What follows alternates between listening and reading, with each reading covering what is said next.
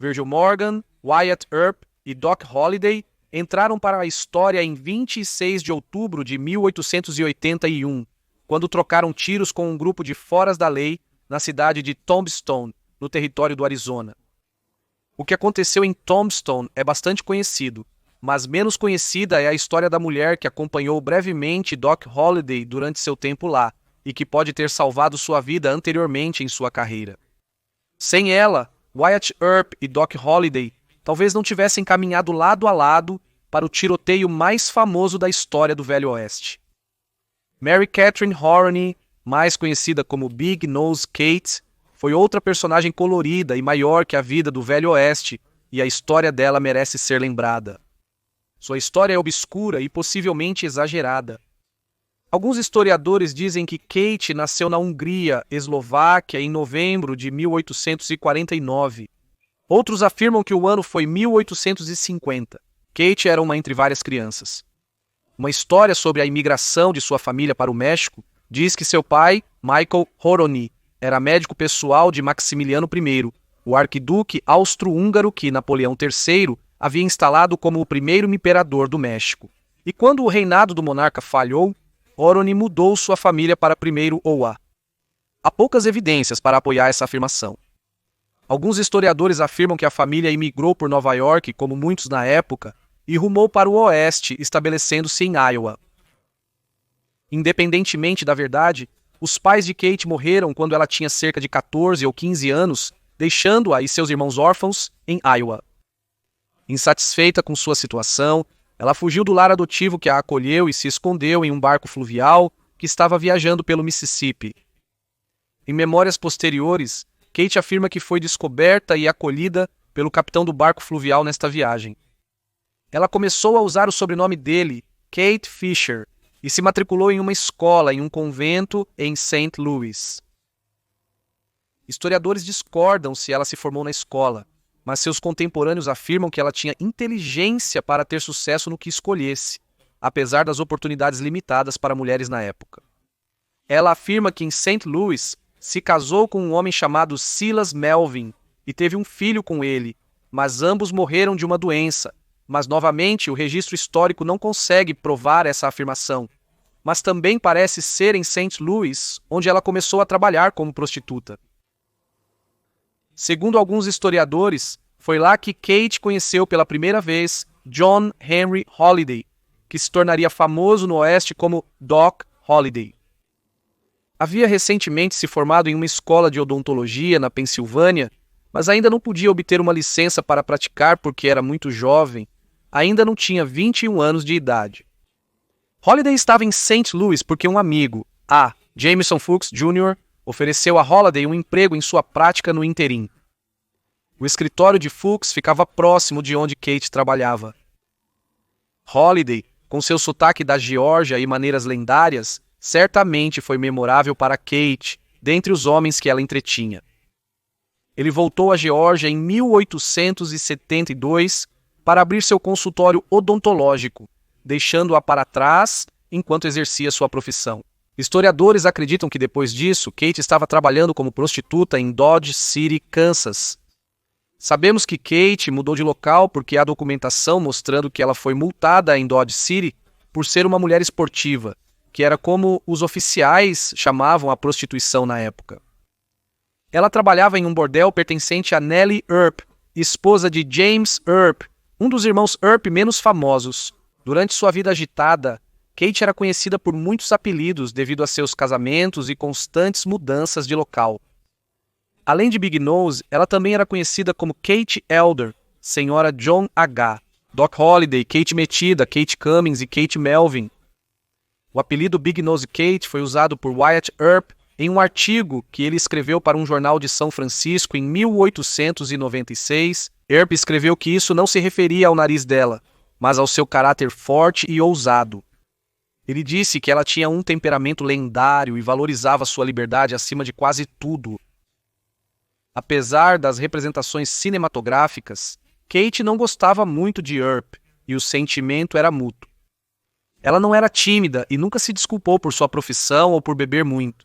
Os homens próximos a Kate talvez não gostassem de como ela vivia do seu jeito, sem pedir permissão. Eles também podem ter se intimidado com a inteligência dela, que Holiday dizia ser igual a dele. Na década de 1870, Kate estava morando com J.S. Elder, um dono de saloon em Wichita, que lhe deu o sobrenome famoso no filme Western de 1965, Os Filhos de Kate Elder, estrelado por John Wayne e Dean Martin. Ela foi presa por prostituição em junho daquele ano, e esse encontro com a lei pode tê-la incentivado a se mudar para um lugar mais amigável à sua profissão. Kate foi rio acima de Dodge City para Great Bend e seu protetor J.S. Elder foi para outro lugar. Infelizmente, Kate enfrentou problemas novamente em Great Bend e foi multada em $10 por agressão. Ela encontrou outro homem para protegê-la, um dono de saloon, jogador e pistoleiro chamado Tom Sherman, um homem com uma reputação temível. Sherman não era alguém para brincadeiras. Segundo uma história, após atirar em um homem, Sherman perguntou aos espectadores: "Eu deveria atirar nele novamente, não deveria, rapazes?" E ele se aproximou para fazer isso a queima-roupa. Kate e Sherman percorreram o oeste, de cidade em cidade, procurando oportunidades como prostituta e jogador. Ela estava trabalhando em Fort Griffith, Texas, quando Doc Holliday entrou novamente em sua vida. Desde que o conheceu em St. Louis, Holliday havia levado um tiro na perna e agora andava mancando. Ele também havia contraído o que na época era conhecido como doença pulmonar ou consumo. Hoje chamada de tuberculose pelos médicos, a doença eventualmente o mataria. Enquanto isso, Holliday foi para o oeste em busca de climas mais secos, que acreditava se ajudar aqueles com sua condição. Ao longo do caminho, ele construía uma reputação por violência e não tolerava aqueles que o prejudicavam.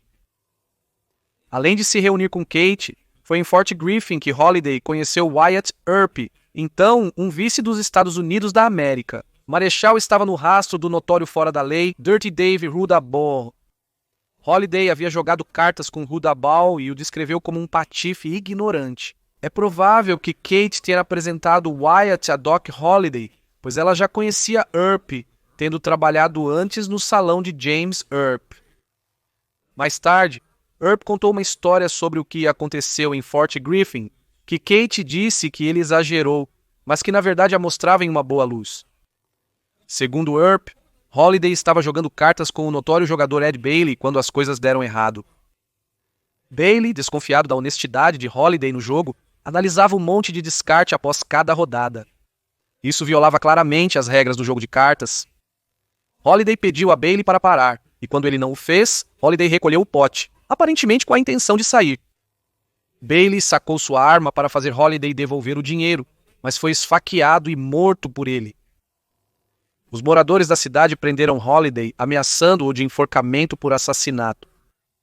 Kate correu para resgatar Holliday, iniciando um grande incêndio para distrair a cidade, e então apareceu na cadeia, armada, exigindo a libertação de Holliday. No entanto, aconteceu a fuga da prisão. Kate e Holliday fugiram da cidade, e logo depois estavam em Dodge City, Kansas. Ela afirma que eles se casaram algum tempo antes de chegar em Dodge City, e se registraram no hotel lá como Dr. e Sra. Holliday, mas como tantas coisas na vida de Kate, não há evidências para provar que isso realmente aconteceu. O registro pode ter sido uma tentativa de legitimar a situação deles. Juntos, Holliday seguiu como dentista e jogador, enquanto Kate continuou na prostituição. Eles seguiram para o oeste após Holliday ser acusado de assaltar uma loja em Dodge City. Sua tosse estava piorando. Eles não permaneciam muito tempo em um só lugar. Holliday abriu um saloon em Las Vegas, Novo México, mas devido à reputação violenta da cidade, ele vendeu o estabelecimento e partiu com sua esposa. Quando os Earps incentivaram Holliday a se mudar para Tombstone, um acampamento de mineração de prata no Arizona, Kate viveu em outro lugar, mas se juntou a ele antes do grande tiroteio pelo qual ele é mais lembrado. De acordo com relatos, ela pode ter testemunhado o tiroteio. O relacionamento deles durante todo o tempo juntos foi tempestuoso.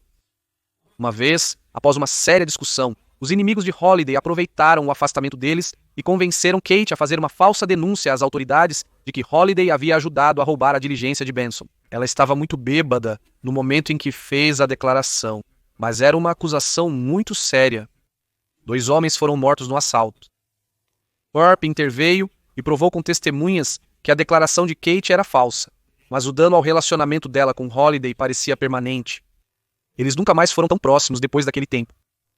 A situação se agravou quando o Marechal Virgil Earp prendeu Kate por conduta desordeira, fazendo-a deixar a cidade enfurecida. Holiday morreu no Colorado em 1887. Kate casou-se novamente em 1890 com George Cummings, um menor e, segundo Kate, alcoólatra abusivo. Eles se mudaram para Bisbee, Arizona, e Kate abriu uma padaria que faliu. Ela se divorciou de Cummings e foi morar com Jack Howard, outro mineiro. O último relacionamento de Kate com Howard durou 30 anos, indicando um bom encaixe entre eles. Howard deixou para ela a casa em que viviam após sua morte em 1930. Idosa e com poucos recursos, Kate vendeu sua casa e pediu permissão ao governador do Arizona, George Hunt, para se mudar para a casa dos pioneiros do Arizona em Prescott. A casa foi criada para atender homens idosos e doentes que colonizaram o Oeste. Eles também precisavam ser cidadãos americanos, o que Kate talvez não fosse. Após algum tempo, ela obteve permissão para se mudar para a casa. Kate foi a primeira mulher autorizada a fazer isso. Em seus últimos anos, ela manteve campanhas de escrita de cartas para líderes políticos buscando melhorar a situação dos residentes da Casa dos Pioneiros do Arizona. Ela permaneceu combativa e franca até o fim. Morreu de doença cardíaca em novembro de 1940. Ela está sepultada no cemitério da Casa dos Pioneiros do Arizona, em Prescott. Enquanto ela estava na Casa dos Pioneiros do Arizona, vários autores ofereceram-se para escrever sua história. Inicialmente, ela se irritou por não lhe oferecerem dinheiro e depois porque a história nunca parecia ser escrita. Mas essas conversas revelaram algo sobre seu relacionamento com Doc Holliday. Ela disse dele: "Eu amava Doc, pensava o mundo dele e ele sempre foi gentil comigo, até se envolver com aqueles Earps." Fica a dúvida sobre qual apelido Big Nose Kate usava ao se referir a Wyatt Earp. Ela disse uma vez que a vida tem partes engraçadas e tristes, não importa como você a veja. Reminiscente de uma citação de Doc Holliday, não existe vida normal, apenas a vida. E aquele casal famoso representava a vida no Velho Oeste. Espero que tenha gostado deste episódio do History Guy, com trechos de história esquecida de 10 a 15 minutos. Se gostou, por favor, clique no botão de curtir. Se tiver perguntas, comentários ou sugestões para episódios futuros, deixe-os nos comentários. Responderei pessoalmente com prazer. Siga The History Guy nas redes sociais, confira nossos produtos em teespring.com e inscreva-se para mais episódios sobre a história esquecida.